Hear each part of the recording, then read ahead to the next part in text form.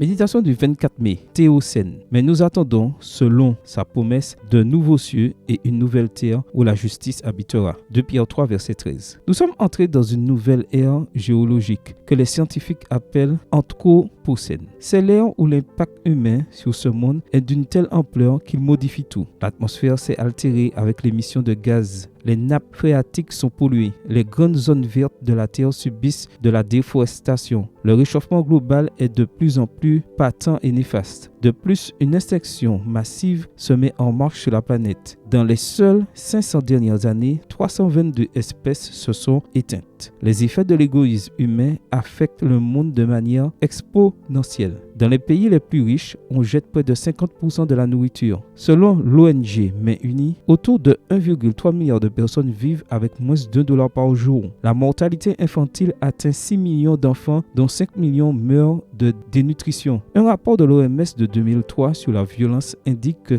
815 000 personnes se sont suicidées en 2000. Toutes les heures, plus d'une trentaine de personnes meurent dans des conflits armés. Près de la moitié des femmes qui meurent par homicide sont tuées par leur mari ou conjoint. Globalement, 20% des filles ont subi des mauvais traitements ou ont été victimes d'abus sexuels. Qu'est-ce qui nous arrive? C'est simplement que nous vivons le projet de gouvernement de Satan. Oui, je sais, ce que je dis est très dur, mais le péché conduit à ce déséquilibre. Depuis le jour fatidique où Adam vit la première feuille d'un arbre tomber, la détérioration s'est empirée. Jésus prêcha l'égalité et le respect entre les hommes, l'attention portée aux défavorisés, la préoccupation pour la nature et l'engagement mondial, mais son message n'a pas touché cette planète. Cependant, il ne perd pas espoir que nous changions, qu'il nous arrive comme à Paul qui reconnaît ici implicitement son évolution. Nous tous aussi, nous étions de leur nombre et nous nous conduisons autrefois selon nos convoitises charnelles. Nous exécutions les volontés de notre chair et de nos pensées et nous étions par nature des enfants de colère comme les autres. Éphésiens 2, verset 3. En acceptant les ordonnances du Christ, nous entamons une nouvelle ère